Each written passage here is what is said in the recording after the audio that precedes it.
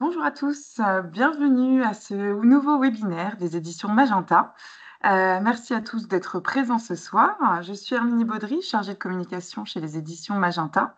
Nous sommes en présence de Sophie Couraud, directrice des éditions Magenta, et de nos deux autrices, Audreyne de Keror et Delphine Lacaille. Bonjour à toutes. Bonsoir. Bonsoir. Donc Audreyne, Delphine, vous êtes les autrices du livre Mieux me connaître pour bien m'orienter, qui est paru en octobre dans notre collection jeunesse Sans Tabou. Nous allons donc ce soir parler du livre et surtout donc aborder le sujet principal qui est l'orientation scolaire. Le webinaire donc, va durer 1 heure. Pour commencer, Sophie va vous présenter les éditions Magenta et la collection Sans Tabou. Puis nous passerons aux questions-réponses avec Audreyne et Delphine. N'hésitez pas, si vous avez des questions, à les poser dans le chat. On prendra le temps d'y répondre. Sophie, je te laisse la parole pour commencer. Merci Herminie, mais bonsoir à toutes et bonsoir à tous. Je suis ravie de ce webinaire aujourd'hui sur un sujet aussi important et parfois anxiogène de l'orientation des adolescents. C'est pour permettre aux jeunes d'y voir plus clair sur ce qu'ils sont, quelles sont leurs compétences, leurs aspirations, que je me suis rapprochée de Delphine Lacaille et Audreyne de Keror, qui sont toutes les deux expertes du sujet, pour concevoir le 10e livre, puisqu'on en est au 10e, de la collection Sans Tabou, et donc leur livre Mieux me connaître pour bien m'orienter. En effet, trop de jeunes aujourd'hui suivent une sorte d'orientation par défaut, soit parce que l'adolescent s'oriente sans vraiment connaître les différentes possibilités qui existent et qui s'offrent à lui, soit parce que son orientation a été conditionnée par des choix familiaux auxquels ou par ses résultats scolaires. Tu es fort dans une matière et donc tu peux faire telle ou telle étude, tel ou tel métier, et sans vraiment s'être interrogé sur le fait que cette orientation corresponde à ses aspirations profondes et sur ce qu'il est, sachant qu'il est évidemment difficile et encore plus quand on est adolescent de se connaître. En plus, la plupart du temps, on connaît surtout le métier de ses parents, le métier de son entourage, et les collégiens et les lycéens ont en fait assez peu d'occasions sur le temps scolaire d'avoir des informations détaillées sur les différentes voies possibles, la voie générale ou la voie professionnelle ou technologique. Quelle matière de spécialité choisir au lycée quand on a choisi une filière générale? Quels sont les types d'études supérieures qui existent? L'université, les écoles, les passerelles. Souvent, ce sujet est exploré, surtout en lycée général en classe de terminale, ce qui est relativement tard, parce que dès le collège, des décisions et des choix doivent être pris par les jeunes.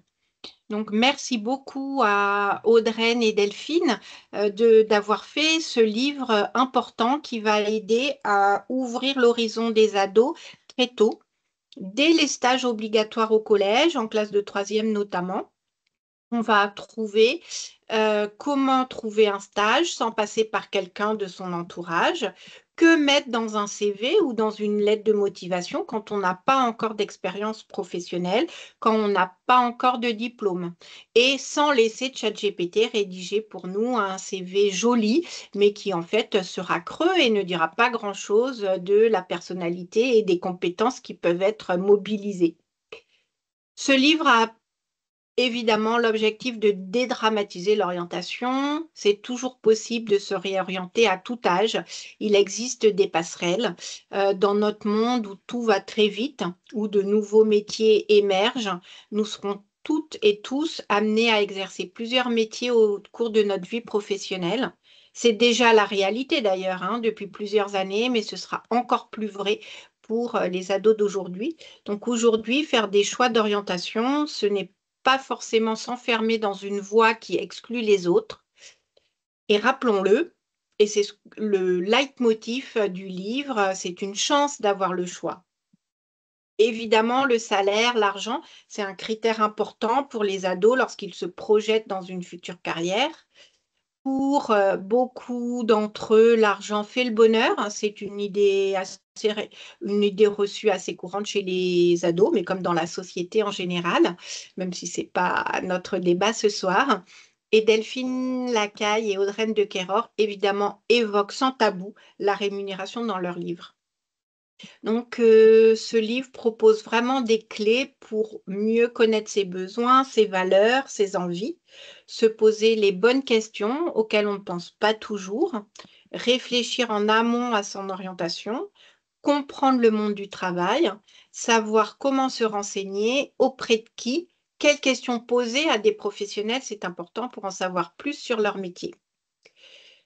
La force de mieux se connaître pour bien m'orienter, comme la force de tous les livres de la collection Sans Tabou, c'est de proposer de nombreuses ressources inspirantes, des sites, des vidéos, des podcasts, mais aussi des témoignages de jeunes pour montrer des parcours d'ados et d'adultes qui ont trouvé leur voie, et aussi bien sûr des tests et des illustrations de Clémentine Latron qui nous accompagne depuis le premier livre de la collection et dont les illustrations dédramatisent le sujet par l'humour de son trait. Quand on parle d'orientation, on parle beaucoup des vœux, on parle de Parcoursup qui va ouvrir dans quelques jours. Mais avant de faire ses vœux, il faut évidemment avoir une idée de ce qu'on a envie de faire. Et c'est vraiment l'idée du livre, d'apprendre à bien se connaître. Les autrices expliquent pourquoi c'est essentiel d'apprendre à faire des choix sereinement, de s'épanouir dans son parcours scolaire et plus tard professionnel. Toutes les deux accompagnent de nombreux jeunes et notamment grâce au camp de Columbus Éducation qu'elles ont conçu comme de véritables moments de découverte de soi et des autres pour s'ouvrir un maximum de possibilités. Delphine Lacaille a connu plusieurs vies professionnelles avant de créer Columbus Éducation pour apporter aux jeunes des méthodes adaptées à leur âge et à leur parcours de compréhension de soi et de ses compétences. Et Audreyne de Keror a longtemps travaillé dans l'univers des ressources humaines en entreprise et a donc vu de nombreux jeunes, stagiaires, apprentis ou jeunes embauchés à ses côtés. Donc, je vous souhaite un excellent moment en compagnie des deux autrices, Delphine Lacaille et Audreyne de Keror. Merci à Herminie Baudry qui anime ce webinaire. Et pour lancer, peut-être, je vous propose, Delphine et Audreyne, de vous présenter en quelques mots de manière un peu plus précise que je ne l'ai fait. Euh, Très bon webinaire à tous et merci beaucoup pour votre attention. Merci. Merci Sophie. Alors, du coup, j'enchaîne, Delphine. Vas-y Audrey. Allez, bonsoir à tous. Je suis ravie d'être là et de pouvoir effectivement présenter ce livre et notre démarche. Donc moi, j'ai travaillé effectivement pendant 22 ans dans le milieu des ressources humaines dans différentes grandes entreprises. Et ce qui m'a en fait perturbée beaucoup, voire vraiment remuée, c'était de voir autant de mal-être en entreprise, visible ou invisible, et quel que soit le statut que les personnes avaient. Je voyais beaucoup de personnes en fait un peu subir leur choix, subir leur présence en entreprise sans vraiment s'épanouir et même en attendant presque la retraite pour pouvoir enfin profiter de la vie. Et ça, je ne peux pas le concevoir en fait. Je me suis aussi du coup rendu compte que j'étais peut-être rentrée dans ce système-là, donc je suis sortie du monde de l'entreprise pour pouvoir vivre ma vie avant la retraite, puisque la vie, c'est pas à partir de la retraite que ça démarre, ça devrait démarrer à partir de la naissance et faire des choix conscients pour trouver notre équilibre le plus tôt possible. Et c'est ce qui m'a donné envie de partager en fait ces clés qui sont en fait beaucoup de bon sens et qui sont accessibles dès le plus jeune âge pour que au moins ces jeunes qui n'ont pas ces notions-là, ils n'apprennent pas ces notions-là à l'école, au moins qu'ils les aient entendues à un moment donné dans leur vie pour pouvoir réaliser que ils peuvent être acteurs de leur vie, ils peuvent choisir des métiers, des environnements qui leur conviennent et qu'ils peuvent profiter aussi de la vie. Tout est possible, tout est une question d'être conscient de ça et d'agir. On peut être vraiment acteur de son parcours. Voilà, pour faire. Donc, depuis 6 ans et demi maintenant, je suis du coup à mon compte pour pouvoir accompagner aussi bien des jeunes que des adultes. Et c'est juste pour conclure, c'est important aussi, à force d'accompagner des adultes qui sont du coup dans le mal-être et qui me disent, mais pourquoi on ne nous apprend pas ces outils-là à l'école ou quand on est adolescent? Ça nous aurait tellement aidé, ça nous aurait tellement permis de trouver peut-être plus de sérénité, plus d'épanouissement, plus de compréhension des situations qu'on a vécues. Bah, ça, voilà, ça a renforcé mon envie de transmettre ces clés bah, voilà, aux plus jeunes, alors par les camps, par le livre, on essaye différents moyens avec Delphine pour essayer de les toucher. Donc le livre est une piste contente. Voilà. Merci Audreyne. Merci. De mon côté, donc Delphine Lacaille, j'ai découvert ces outils. Donc, je me suis posé la question finalement de est-ce que je me connais, qui je suis, comment je fonctionne assez tard dans ma vie professionnelle, puisque j'ai finalement travaillé 20 ans sans me poser véritablement ces questions et en me laissant guider plus par des rencontres. Alors, d'abord par le diplôme que j'avais. Hein. Moi, j'ai fait des études plutôt de commerce international. Donc, j'ai démarré ma vie professionnelle à l'international avec des expériences d'expatriation et de pas mal de voyages dans le cadre de mes jobs. Et puis, au bout de ces, de ces 20 ans de vie professionnelle assez rythmée, puisque je suis une grande curieuse et j'ai pas mal changé de métier, d'entreprise, de structure pendant ces 20 premières années, je me suis retrouvée finalement face à une page blanche. Au même moment, mes enfants rentraient dans l'adolescence et je me suis retrouvée donc à me poser les mêmes questions qu'eux.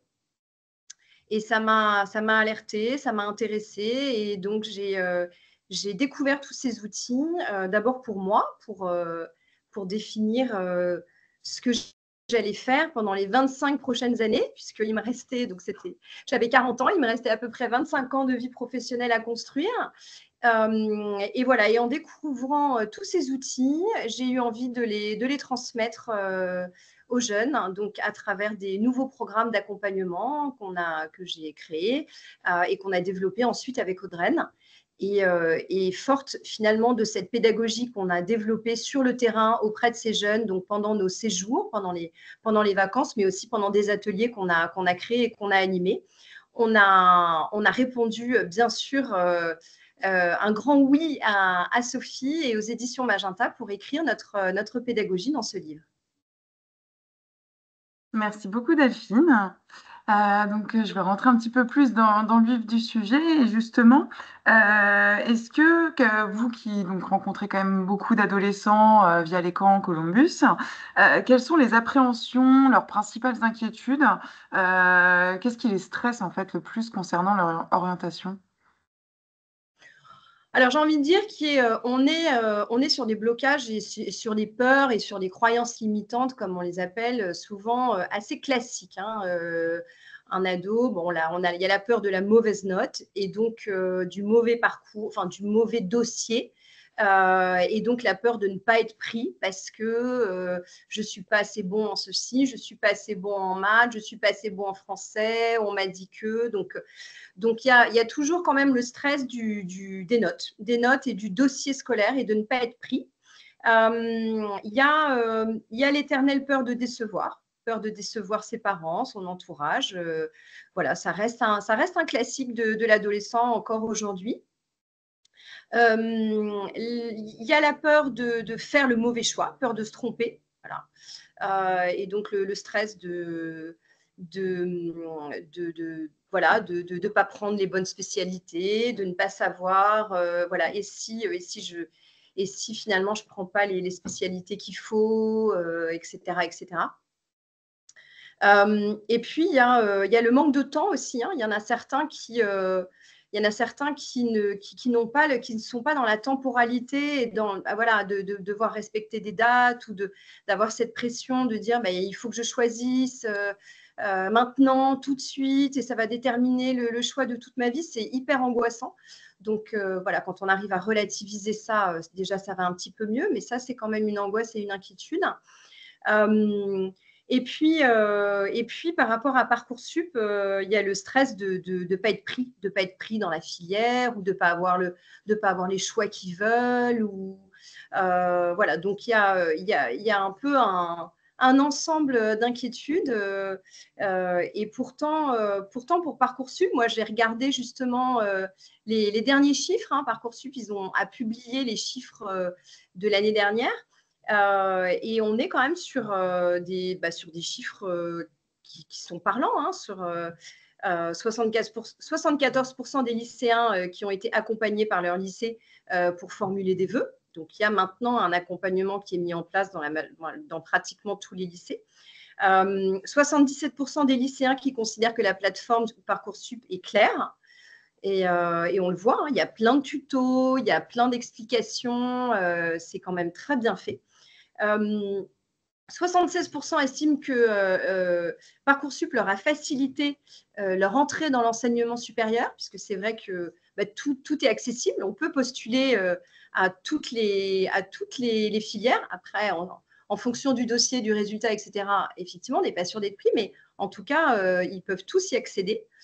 Et enfin, 92,8% des lycéens ont reçu une proposition. Donc, ça fonctionne. Et c'est vrai que le stress qu'il y a sur Parcoursup, je pense que quand on l'explique aux jeunes, on arrive quand même à le relativiser. Je rajouterais juste 3 petits points pour compléter ce que disait Delphine par rapport au stress que les jeunes peuvent rencontrer parce qu'ils sont ados. En fait, c'est cette période aussi d'adolescence qui perturbe. Bon, ils comprennent rien. Ils sont en grosse transformation, ils sont en rébellion, ils cherchent leur identité, ils cherchent à comprendre, voilà, et un peu à avancer comme ils peuvent. Donc ça, c'est quand même aussi à prendre en compte. C'est normal, en fait, aussi, pour un ado d'être stressé. Ça fait partie de la vie, de ce processus de l'évolution de la vie. Il y a aussi le stress des parents ou de leur entourage qu'ils peuvent aussi subir ou en tout cas absorber, parce qu'un parent va toujours de toute façon être inquiet pour son enfant et c'est bien normal, mais du coup il le ressent, donc ça va générer du stress aussi chez lui, donc c'est aussi à prendre en compte. Et puis il y a beaucoup d'éco-anxiété, ils entendent quand même beaucoup parler de la planète qui va mal, que c'est maintenant à la future génération et aux jeunes de faire en sorte que ça aille mieux en gros, mais comment, pourquoi, et pourquoi eux, et comment s'en sortir, et puis qu'est-ce qu'on va devenir, enfin, c'est aussi générateur de stress. Donc, il y a beaucoup, effectivement, de choses qui, du coup, gênent leur projection dans l'avenir de manière, en tout cas, sereine, évidemment. Oui, tout à fait. Justement, dans les commentaires, quelqu'un me dit beaucoup d'élèves ne savent pas ce qu'ils veulent faire plus tard, ce qui est normal, et on leur demande de s'orienter de plus en plus tôt. Et justement, c'est ça aussi qui, je pense, génère beaucoup de stress, j'imagine. Et l'approche du livre est justement par rapport à ça un peu différente. Son originalité, c'est que le titre, c'est donc forcément bien m'orienter, mais c'est d'abord mieux me connaître pour bien m'orienter. En quoi est-il nécessaire de bien se connaître justement pour pouvoir ensuite savoir ce qu'on a envie de faire? Ben, pour moi, je pars du principe qu'à partir du moment où on ne sait pas, on ne peut pas agir. Quand on ne sait pas comment quelque chose fonctionne, on ne peut pas le faire marcher. Voilà, c'est du bon sens aussi. Mais du coup, quand je ne sais pas comment je fonctionne, ben, je ne sais pas comment avancer, m'utiliser, comment utiliser mes ressources pour pouvoir avancer et créer mon parcours. En coaching, c'est vraiment c'est le cœur du métier. C'est vraiment aider les personnes à apprendre, à révéler qui elles sont pour pouvoir ensuite comprendre les situations et donc pouvoir agir pour ajuster, modifier, réadapter leur choix ou leur comportement. Voilà, ça permet vraiment de prendre connaissance de son mode de fonctionnement pour pouvoir justement être plus conscient et pour pouvoir mettre en place des actions et donc de devenir acteur. Pour moi, ça va ensemble. La connaissance, ça permet vraiment d'être acteur et de trouver vraiment sa place dans son parcours. Oui, donc je partage pour tout le monde, notamment un des tests qu'on peut retrouver dans le livre, auquel les ados, c'est assez ludique, donc généralement ça leur plaît, et donc ils peuvent utiliser pour se poser les bonnes questions. Tu voulais ajouter quelque chose, Delphine? Ton micro est coupé. Attention. Oui, pardon, parce qu'il y a un petit peu de bruit autour de moi, donc je le coupe quand Audreyne parle. Oui, pour compléter, c'est ça, c'est la base, c'est un petit peu les fondations d'un accompagnement par rapport à à la confiance en soi. Et le plus tôt on peut démarrer la découverte de ces outils. C'est quand on plante des graines, c'est-à-dire que le plus tôt on peut leur faire des exercices, les informer, leur donner ces outils, leur transmettre ces outils. Il y a plein de choses qui existent, il y a plein d'exercices et aujourd'hui c'est de plus en plus présent dans les différentes structures jeunesse, que ce soit à l'école mais aussi un petit peu en dehors. Il y a aussi des parents qui s'approprient de plus en plus ces outils, donc c'est bien. Mais c'est vrai que le plus tôt on commence et le mieux c'est. Ce que je vous disais dans la présentation, moi j'ai découvert tous ces outils à 40 ans et ça a vraiment été un déclic en me disant mais c'est quand même dingue, mais pourquoi j'ai pas appris ça avant en fait. Alors j'aurais voilà, peut-être que j'aurais fait exactement la même chose, mais j'aurais beaucoup moins souffert. Enfin voilà, j'aurais beaucoup plus compris ma curiosité, mes talents, mes besoins. Enfin tout ça, ça a vraiment été des révélateurs et voilà. Merci Delphine. Autre particularité du livre, c'est que chaque chapitre est ponctué par un point permaculture. Je vais vous montrer quelques extraits justement à ce sujet. Et est-ce que vous pouvez nous expliquer un petit peu c'est quoi le principe de permaculture humaine? Oui, alors là, si vous avez la nuit devant vous, si je me branche sur ce sujet, c'est parti.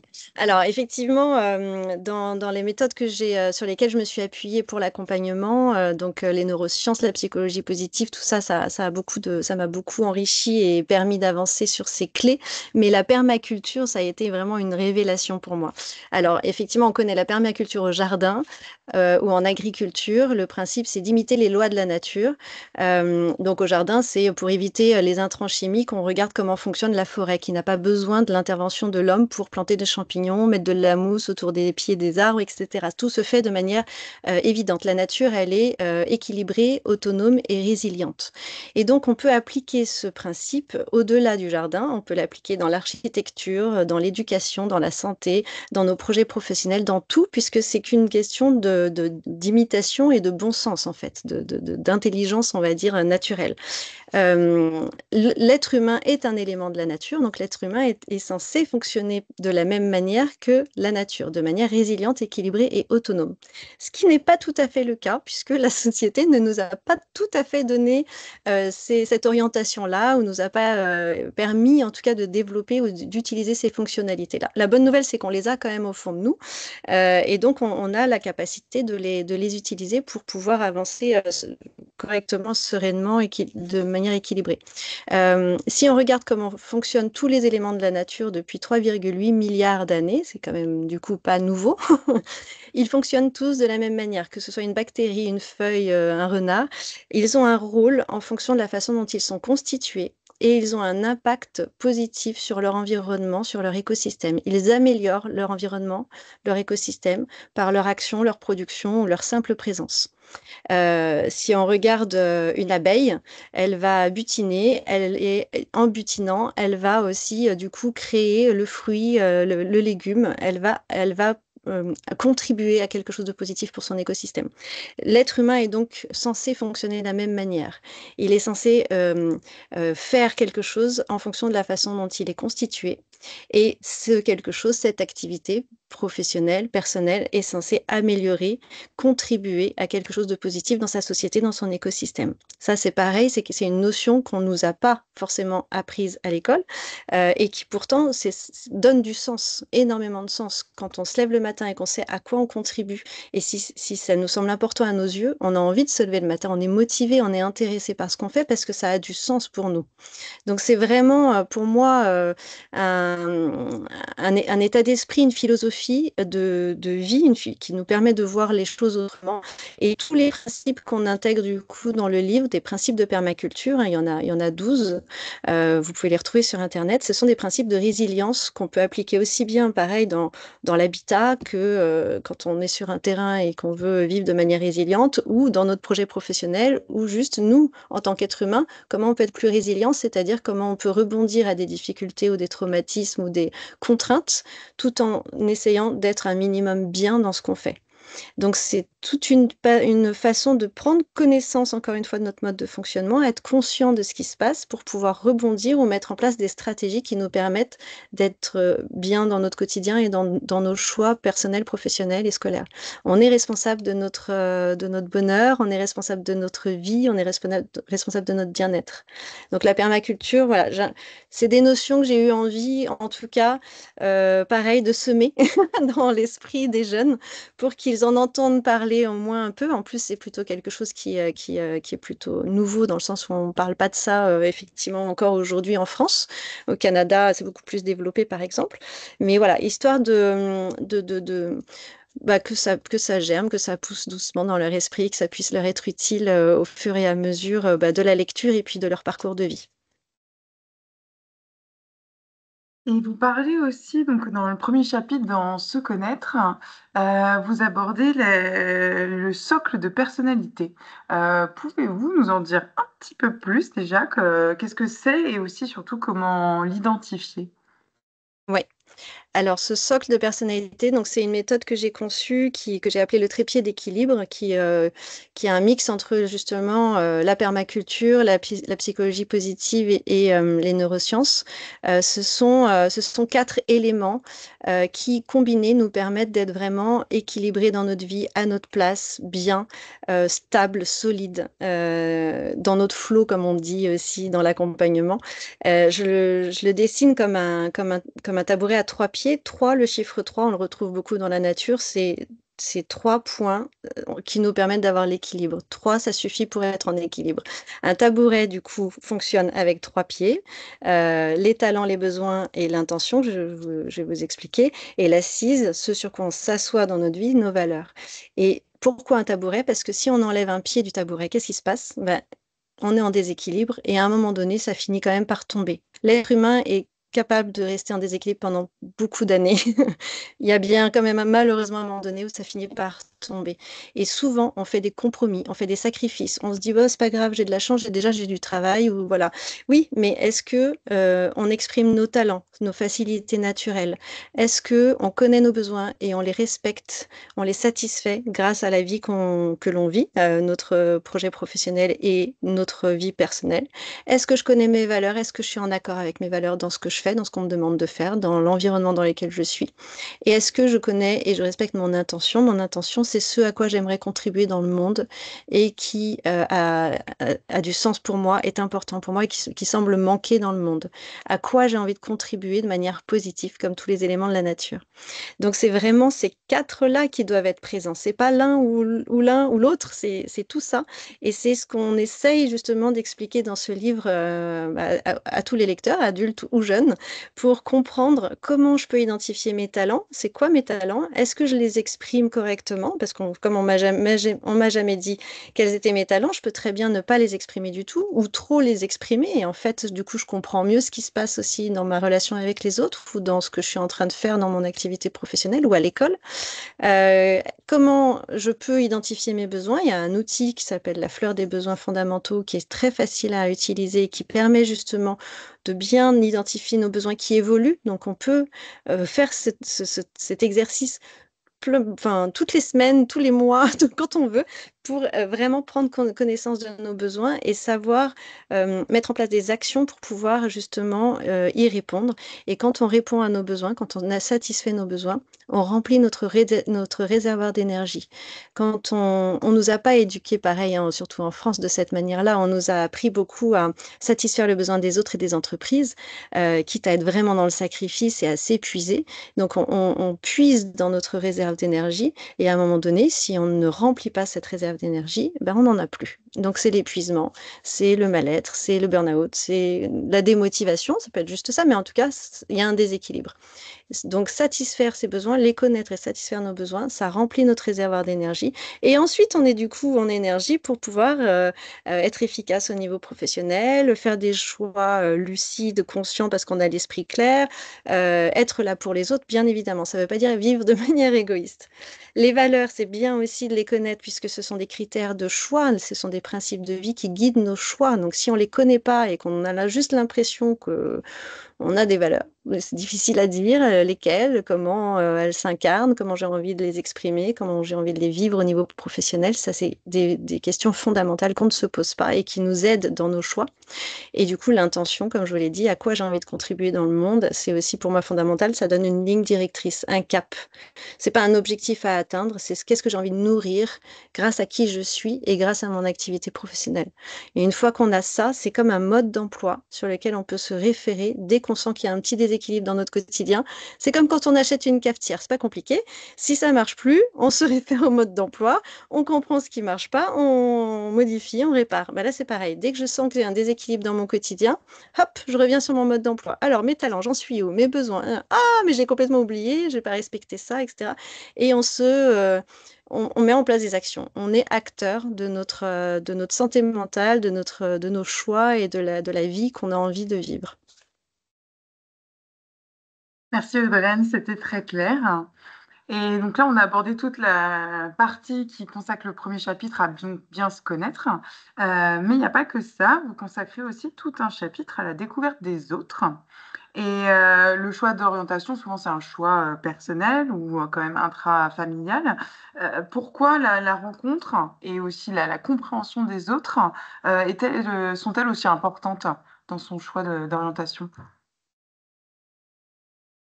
Bah, tu as raison, Herminie. Souvent, quand on parle choix d'orientation, c'est plutôt personnel. Et d'ailleurs, dans la majorité des guides ou des autres accompagnements, voilà, il n'y a pas cette partie-là. Alors, nous, elle est fondamentale parce que notre pédagogie, elle vient avant tout de l'expérience des séjours. Et on croit beaucoup au collectif et à toutes les compétences humaines qu'on développe en collectif et avec l'autre. Donc pour nous, c'est essentiel d'avoir voilà, c'était essentiel d'avoir ce chapitre. On est confronté à l'autre du premier jour, de la première seconde de notre naissance. On est avec l'autre jusqu'au dernier souffle. On est toujours en interaction avec les autres. On vit dans une société, on est de toute façon toujours confronté à l'autre.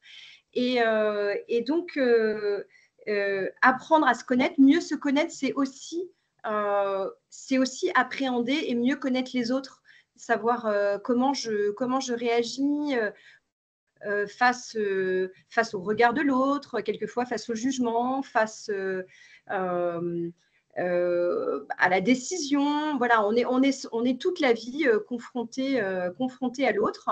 Et donc, voilà, pour nous, c'était important de transmettre les outils qui existent. Pareil, il y a des explications pour que les jeunes se sentent, voilà, apprennent aussi des choses, comprennent comment est-ce qu'ils vont pouvoir développer leurs compétences humaines, puisqu'on sait qu'aujourd'hui, c'est essentiel de pouvoir valoriser les compétences humaines. Donc, on va prendre l'empathie, hein, par exemple.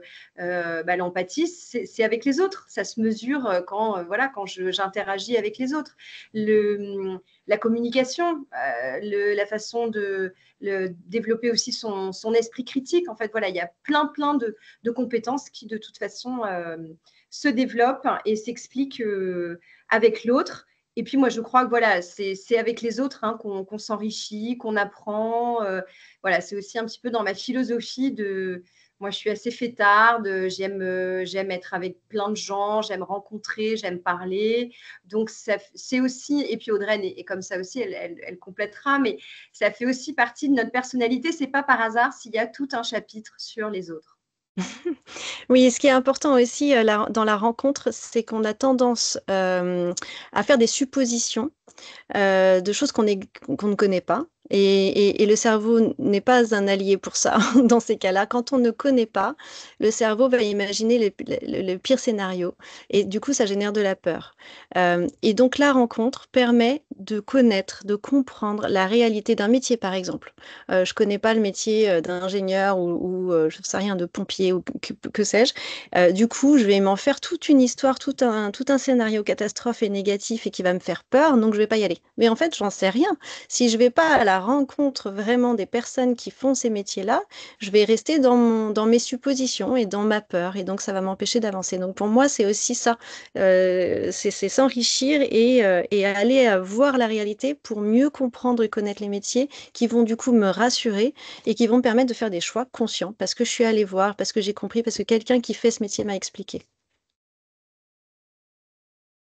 Vous apprenez aussi dans le livre aux jeunes à valoriser leurs échecs. C'est un peu le rôle que doivent avoir les référents, que ce soit parents ou enseignants, mais dans notre système éducatif et le mode de pensée très français, on n'a pas cette habitude-là aussi. Souvent, les erreurs sont vues comme des échecs et pas forcément comme des choses positives. Comment expliquer aux jeunes, comment les aider à valoriser ces échecs, justement?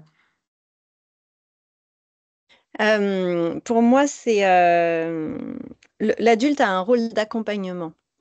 Il devrait en tout cas avoir un rôle d'accompagnement et pas de... On a tendance dans notre éducation à effectivement culpabiliser, à valoriser la réussite et donc à aller plus dans un modèle de compétition et on le voit même dès l'école. Alors que si vraiment on suit l'évolution d'un enfant du coup qui est unique, puis une personne est unique et qu'on accepte l'erreur, qu'on accepte l'échec, déjà effectivement ça peut permettre aux jeunes de mieux de moins avoir peur d'échouer, parce qu'en fait, c'est accepté déjà par la société et par ceux qui l'entourent, en tout cas déjà ses parents, ses propres parents, et puis potentiellement ses professeurs. Donc ça, c'est vrai que c'est un peu le rôle des accompagnants adultes, de déjà le valoriser pour eux, pour déjà les rassurer. Mais le jeune, il a beau être jeune, il est grand, il est déjà entre l'enfance et l'adulte, et il est capable en fait de comprendre qu'il peut cultiver son état d'esprit, qu'il peut être acteur de l'évolution qu'il a envie d'avoir et qu'il peut du coup comprendre ces notions-là. C'est pour ça qu'on voulait les mettre dans ce livre. C'est rassurant aussi pour eux de comprendre il y en a beaucoup qui ont réussi, entre guillemets, aujourd'hui, mais qui sont passés par plein d'échecs et qui expriment que c'était pas des échecs, du coup, c'était des étapes. Je pense que c'est vraiment des notions qu'on ne transmet pas dès l'école, au contraire, et qui pourraient manquer justement dans la construction de l'état d'esprit du jeune. Je pense que dans certaines familles, ça se dit, ça se fait, ça se transmet, mais par contre pas forcément à l'école où on est plutôt effectivement dans ce modèle de compétition. Donc on a aussi envie de transmettre au jeune lui-même cette, cet état d'esprit, cette philosophie pour qu'il se dise, ah bah oui, après tout, effectivement, un tel et un tel, ils sont passés par plein d'échecs et en fait, ils en sont pas morts, au contraire, ils sont connus, ils ont fait des super trucs, etc. Donc voilà, on avait envie de les rassurer par rapport à ça et qu'ils comprennent qu'ils pouvaient se tromper et que c'était même chouette de se tromper. Merci, Oui, Audrey. et, Ah, vas-y, et- Delphine. et Pardon. pour compléter, alors juste un petit point technique, Audrey, je ne sais pas pourquoi peut-être, mais ton écran est noir, mais je ne sais pas si Ah, c'est d'accord. ton téléphone qui est tombé ou s'il y a je ne sais pas sur quoi tu t'es connecté Ah non, non, ou- ok, je vais régler ça. regarde sur, oui, parce qu'on ne voit pas ton joli sourire, du coup, ça me perturbe de plus te voir. Ah ben Alors voilà. moi, je voulais Ah, juste, parfait. voilà, merci. Revenir, oui, oui, sur le côté dédramatisé, c'est vrai que moi, j'avais ce rêve quand ado, je rêvais moi de l'expérience américaine et j'ai eu cette chance de vivre 2 ans aux États-Unis. Et c'est vrai qu'alors il n'y a pas que des belles choses dans la culture américaine, mais il faut reconnaître que la culture positive de l'échec, c'est quand même dans les choses qu'ils savent très bien faire. Et c'est vrai que cette facilité à communiquer, à dédramatiser et à valoriser chaque expérience, et donc un échec, c'est une expérience. Alors un échec, c'est simplement ne pas atteindre un objectif. Je me suis fixé un objectif, je ne l'ai pas atteint, j'ai échoué. Et comme on dit, so what? Et alors, qu'est-ce qui se passe? eh ben, c'est pas grave. Je vais comprendre pourquoi j'ai pas réussi, pourquoi j'ai pas atteint mon objectif. Est-ce que je m'y suis bien préparée? Pour les notes, ça fonctionne aussi, hein. Moi, c'est vraiment quelque chose que j'utilise. Est-ce que j'ai assez travaillé? Est-ce que je me suis reposée? Est-ce que j'étais fatiguée? Est-ce que j'ai appliqué la méthodologie? Est-ce que j'ai écouté les conseils? Voilà, qu'est-ce qui peut expliquer que j'ai pas atteint mon objectif, que j'ai pas réussi? Qu'est-ce que j'aurais pu faire différemment? Qu'est-ce que j'ai appris de cette expérience? Et qu'est-ce qui va me servir pour la prochaine fois? Et quand on pose les choses et qu'on arrive justement peut-être à dédramatiser en disant, bah voilà, ok, bah maintenant on s'est dit ça, on l'a posé, on le sait pour la prochaine fois. Ben voilà, on avance, on tourne la page et normalement on arrive assez facilement à vivre comme ça plein d'échecs sans que ce soit un problème. Il y a une théorie aussi, moi que j'aime beaucoup, c'est la théorie de la veste, qui vient un peu du Québec et qui dit, en fait, plus on s'entraîne, l'expression se prendre une veste, et voilà, en tout cas, voilà, hein, se prendre un refus, un non, et plus on s'entraîne, donc à se prendre des vestes, et plus c'est facile, et plus on ose demander quelque chose, on ose échouer.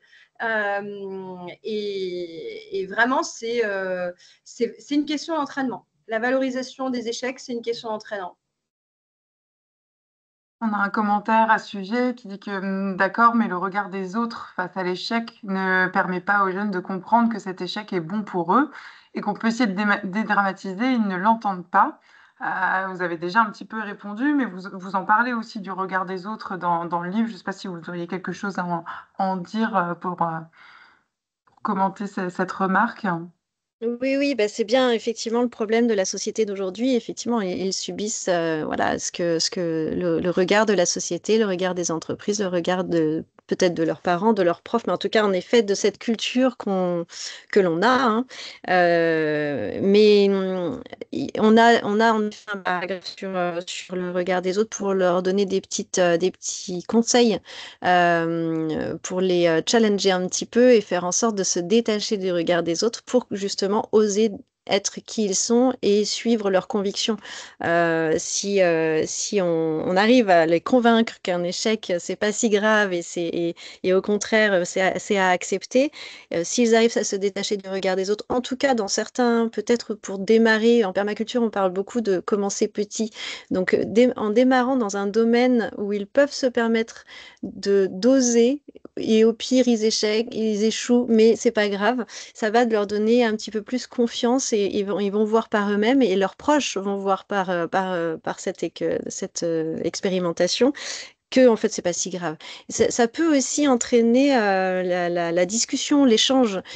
Moi j'aimerais vraiment que ce livre, soit s'il est pris par un parent ou un professeur, un adulte, soit s'il est pris par le jeune, que ça crée la discussion entre eux et que ça les fasse réfléchir justement sur ces données, sur ces notions, sur cette éducation aussi qu'on nous a inculqué à tous pour faire évoluer un petit peu ces réflexions, ces mentalités, cet état d'esprit et que main dans la main, parents et jeunes ou profs et jeunes se disent allez, on va tenter, on va essayer. Effectivement, c'est pas si grave en fait si tu échoues là, effectivement, comme le dit Delphine, on va apprendre de cet échec et la prochaine fois, du coup, tu vas au contraire t'enrichir de cet échec.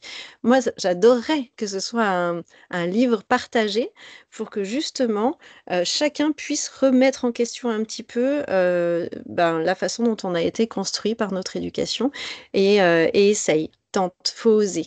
Et au pire, c'est quoi le risque?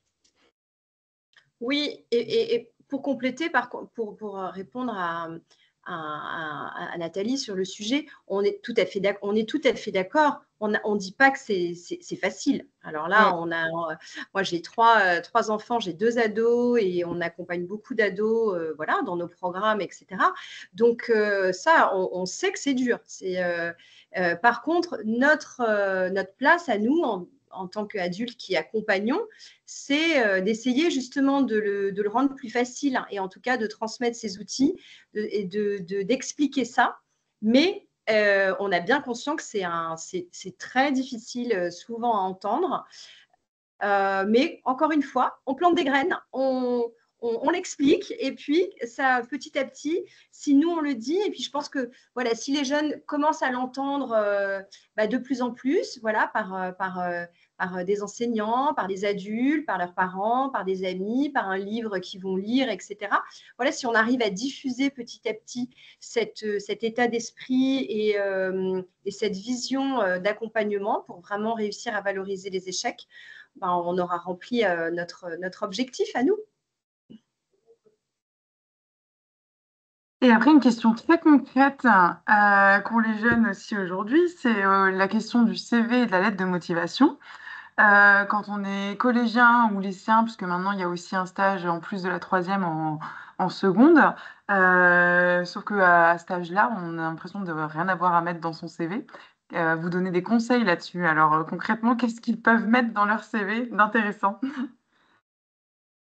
Eh bien, ils peuvent tout mettre. C'est pas parce que un jeune n'a pas mis les pieds dans une entreprise que son CV forcément est vide. Tout ce qu'il fait en fait, même à côté d'une expérience en entreprise ou une expérience professionnelle, est riche pour exprimer qui il est et montrer sur son CV ce qu'il a appris, ce qu'il sait faire. Sa façon de fonctionner. C'est important que ce soit une colonie de vacances, que ce soit du scoutisme, que ce soit du sport, que ce soit du babysitting. À chaque fois, ce qui est important, c'est pas juste mettre babysitting, c'est retirer de cette expérience, du coup, qu'est-ce que ça m'a appris sur moi? Ah j'ai su faire ça, j'ai su gérer en cas de crise, j'ai su machin, j'ai été pédagogue, j'ai été patient, j'ai été tolérant. Donc ça me décrit en fait toutes ces expériences euh, vont me donner des indications sur qui je suis ou vont m'apprendre quelque chose sur moi ou pour plus tard, si j'apprends à faire quelque chose. Donc c'est intéressant de décortiquer en fait toutes ces expériences de vie en fait aussi, hein, tout simplement. Ou si je suis l'aîné de 5 frères et sœurs, forcément ça développe des compétences humaines et même logistiques que d'autres n'auraient pas. Donc en fait, tout est, on pourrait mettre énormément de choses sur un CV sans même travailler. Tout est propice à identifier voilà, ce qui nous compose, que ce soit positif, que ce soit des axes d'amélioration. Et donc, un jeune peut tout à fait enrichir son CV en décortiquant les expériences ou expériences de vie qu'il a pu réaliser. Moi, j'ajouterais aussi ce qui le touche, ce qui le motive ou ce qui l'anime. En règle générale, dans l'actualité, voilà, ce qui l'intéresse, ce qu'il a envie de faire, puisque du coup, il va chercher à se projeter et la personne qui pourrait potentiellement le recruter va se dire, ah bah tiens, c'est super, il s'intéresse à ça, il s'intéresse à ça, il a envie de développer ça, ou il est touché par telle cause, ça rentre, c'est en lien avec la mission de stage qu'on a envie de lui proposer, par exemple. Donc, c'est bien aussi de valoriser, de mettre sur son CV voilà, ce qui l'anime, ce qu'il a envie éventuellement de découvrir. Il peut le raconter dans sa lettre de motivation, mais il peut aussi mettre un petit paragraphe sur son CV. Le CV, il y a des CV types, effectivement, mais on peut inventer son CV, hein, comme on peut inventer son métier. En fait, on peut tout faire. On peut aussi sortir de... c'est pour ça qu'on est dans la collection Sans Tabou. On peut aussi sortir des choses un peu effectivement cadrées, strictes et un peu enfermant pour montrer sa personnalité dans son CV. Et, on est tous uniques, hein. On devrait tous avoir des CV uniques. Aujourd'hui, ils se ressemblent tous, les CV. Moi, j'ai recruté pendant des années. C'est difficile de faire un choix hein, quand ils se ressemblent tous. Il faut vraiment aller chercher les mots-clés ou voilà. Donc, voilà, soyons innovants. C'est quoi ma personnalité? Qu'est-ce que j'ai envie de diffuser comme photo de moi qui serait du coup représentée dans mon CV? Merci Audreyne. Et vous abordez aussi une autre question importante en lien avec ça, la construction du réseau pro, ce qui peut justement paraître assez original, puisque assez jeune, voilà, quand le CV est vide, etc. Comment est-ce que un jeune collégien ou lycéen peut commencer à construire son réseau pro? C'est pour compléter justement sur le CV. Aujourd'hui, on sait, et ça va dans le bon sens, on demande faire un maximum de stages et on recommande d'aller sur le terrain, faire des stages découvertes le plus tôt possible, alors même si ce n'est pas facile à trouver, effectivement. Et donc, pour ça, le premier outil à mettre en place, c'est effectivement de construire son réseau.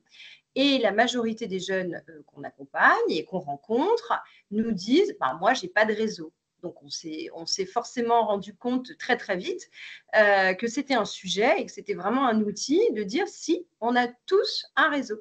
Quel qu'il soit, ça c'est vrai qu'on n'a pas le même réseau, chacun a son réseau, mais on en a tous un. Donc, le réseau, souvent, on appelle ça aussi des cercles. Le premier cercle, on commence en général toujours par celui-là. Le premier cercle, c'est les gens qu'on connaît directement. Donc, on va faire la liste de sa famille, même et la famille même un peu lointaine, les oncles, les tantes, les cousins, faire la liste. Qu'est-ce qu'ils font comme métier? Qu'est-ce qui pourrait, est-ce que ça pourrait m'intéresser? Les amis, les enseignants, les voisins, les commerçants de mon quartier. Voilà, c'est vraiment le premier cercle, c'est les gens à qui je peux m'adresser directement, oser poser une question, mais voilà, c'est le premier cercle. Ensuite, ce premier cercle, il a aussi son premier cercle. Donc, ça va être notre deuxième cercle. Et donc, on leur explique comme ça la constitution de son réseau, du premier cercle, du deuxième cercle, et puis après qui s'élargit, etc. etc. Il y a aussi, on ne l'a pas mis forcément, je crois, dans le livre, mais ce qu'on leur explique, nous, souvent en atelier et dans les séjours, dans les groupes qu'on anime, c'est la théorie des 6 poignées de main, des 6 séparations, des 6 poignées de main. Alors, on ne sait pas si c'est 100% vrai, mais en tout cas, ça se tente.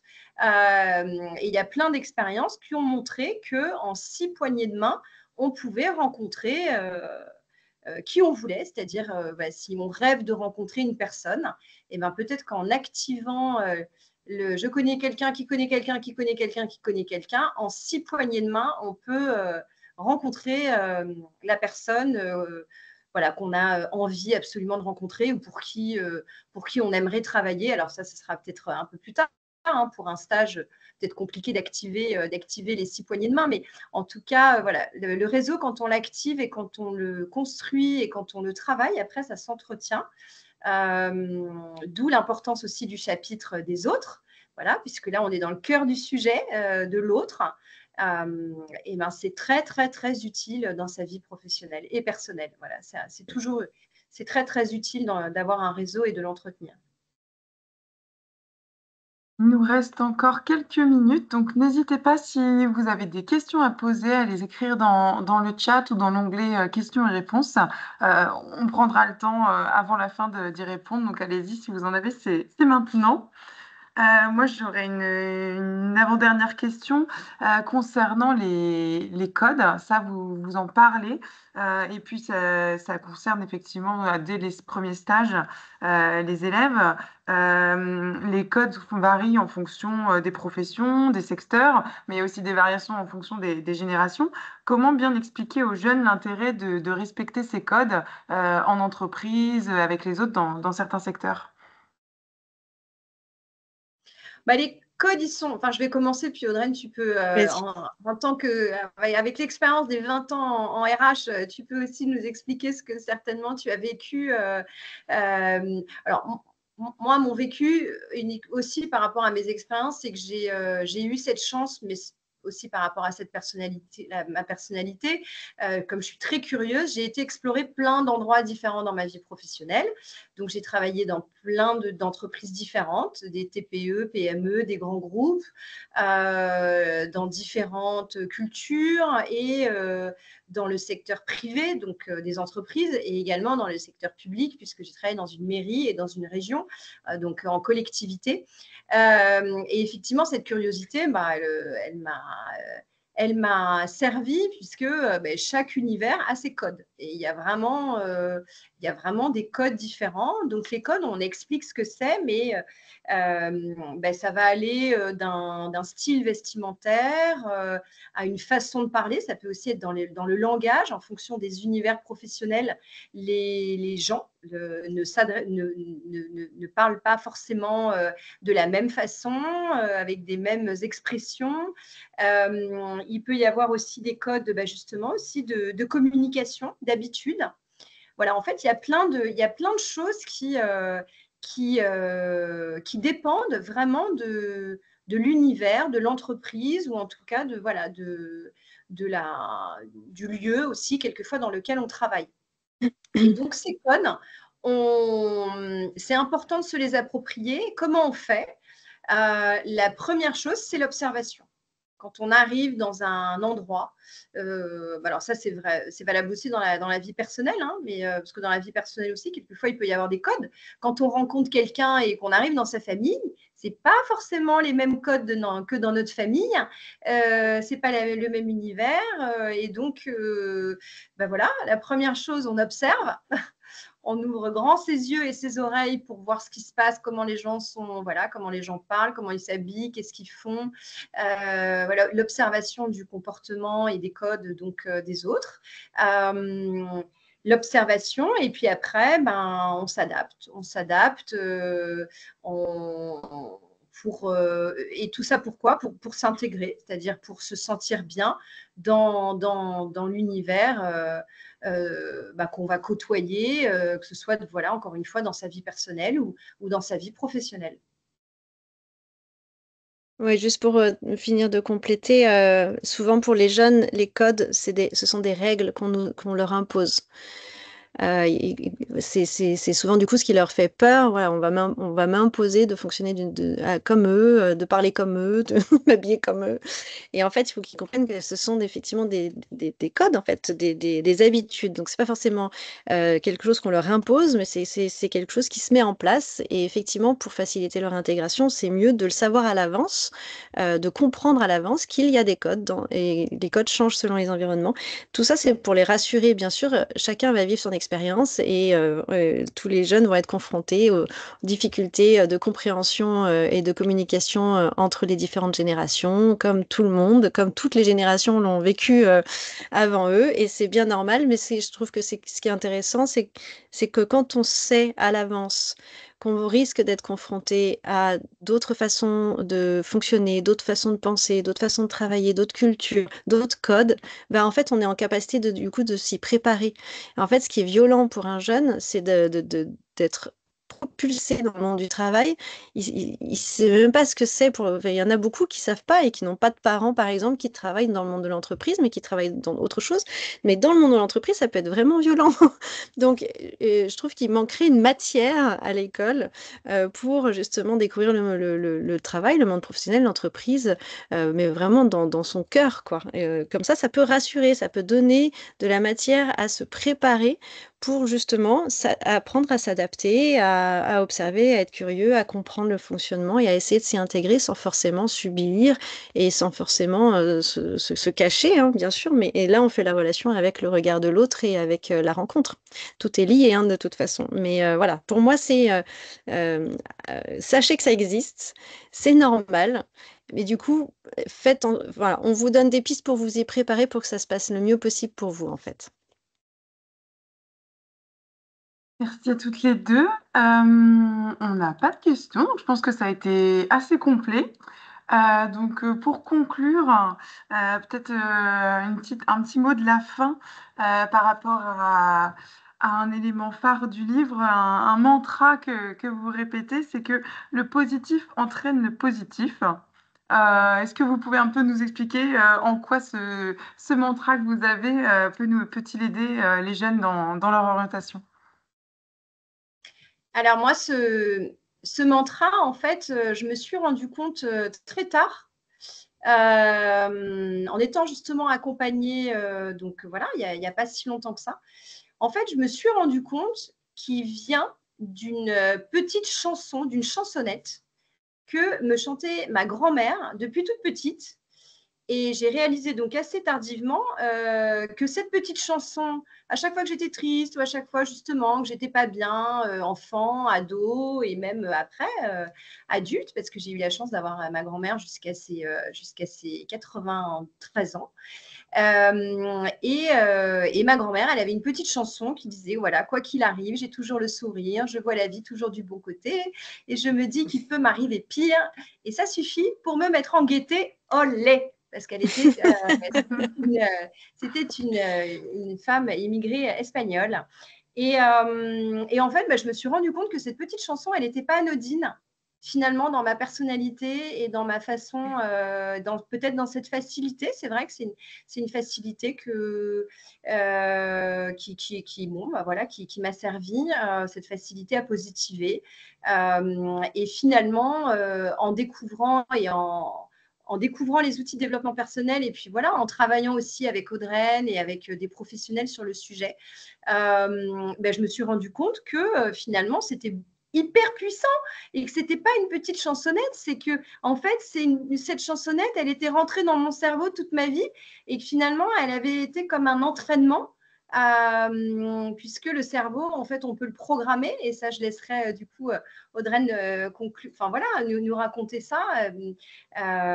Et finalement, cette chansonnette de ma grand-mère, elle a réussi à programmer mon cerveau de cette façon. Et je trouve ça super, et c'est pour ça que je raconte toujours un petit peu cette histoire, mais parce qu'elle est vraie et qu'elle est belle. Et que si elle peut être utile à des parents et à des adultes qui accompagnent et aux jeunes aussi, de se dire si tous les jours, ou en tout cas quand c'est compliqué, si on arrive à se dire quoi qu'il arrive, je garde le sourire et je vois la vie du bon côté et j'avance. En tout cas, voilà, moi, c'est ma façon de voir les choses, et ce que c'était important pour moi de le transmettre. Oui, effectivement, le cerveau, c'est un ordinateur, on le paramètre et en fait, inconsciemment, on le paramètre mal parce que on stresse, on envoie des informations négatives à notre cerveau. Les médias ne nous aident pas parce qu'on n'envoie que des informations négatives à notre cerveau. Et du coup, il est paramétré pour voir des informations négatives autour de nous et voire même générer du coup du négatif. C'est un cercle vicieux. Et en effet, dans l'autre sens, on peut le paramétrer de manière plus positive en voyant les réussites, les joies, les plaisirs, des choses qui nous satisfont dans le quotidien et en le voyant et en informant notre cerveau de ça, il va être plus en capacité de voir ces jolies choses, des choses positives et donc de pouvoir aussi générer du positif. Et vraiment, on devient ce que l'on croit et on crée ce que l'on pense. Et ça, c'est vraiment fort de comprendre ce mode de fonctionnement qui est le nôtre, parce que quand on en est conscient, du coup, on fait un peu plus attention à la façon dont on a envie de penser et de croire. Et en effet, plus on croit de manière positive, alors ça ne veut pas dire devenir naïf et rentrer dans le monde des bisounours, mais voir davantage les choses positives, ça aide quand même aussi bien à la santé mentale que à ouvrir des portes et des opportunités autour de nous, voilà, parce qu'on dégage aussi quelque chose de positif. Merci beaucoup à toutes les deux pour cet échange très enrichissant. Merci à Valérie qui nous écrit que la présentation était très intéressante et qu'elle est documentaliste et va s'empresser d'acquérir l'ouvrage pour le CDI de son établissement. Ça me permet de faire une conclusion parfaite pour la fin, pour vous rappeler les références de votre livre, donc qui s'intitule Mieux me connaître pour bien m'orienter aux éditions Magenta. Donc écrit par Audreyne de Keror et Delphine Lacaille qui étaient avec nous ce soir. N'hésitez pas, il est disponible dans toutes les librairies indépendantes, à la FNAC, chez Cultura, Amazon, si vous voulez acheter en ligne, c'est possible. N'hésitez pas aussi à nous suivre sur les réseaux sociaux, Magenta Édition. On est présent sur Instagram, Facebook et LinkedIn. Comme ça, vous aurez nos actualités concernant les ouvrages à paraître, les prochains webinaires. Et vous pouvez aussi accéder au replay de ce webinaire et des précédents que nous avons déjà faits. Merci encore beaucoup Delphine et Audreyne. Merci Sophie de m'avoir aidée pour la préparation de ce webinaire. Et je vous souhaite à toutes une bonne soirée. Oui, je voulais rajouter un mini Oui. merci pour l'organisation du webinaire et aux personnes, voilà, s'il y a des personnes d'établissements scolaires ou qui encadrent ou accompagnent des jeunes. Avec Audreyne, on est tout à fait disposés et disponibles et ravis de venir vous rencontrer, voilà, sur le terrain, de venir présenter le livre, animer des ateliers, partager notre parcours et présenter ce livre dans vos établissements ou dans des structures où il y a des jeunes avec vous. Tout à Oui, fait. merci. Donc, n'hésitez pas, hein, si ça vous intéresse, vous pouvez nous écrire soit via les réseaux sociaux, soit à l'adresse mail contact@magenta-édition.fr. Bonne soirée. Merci Merci beaucoup. beaucoup. À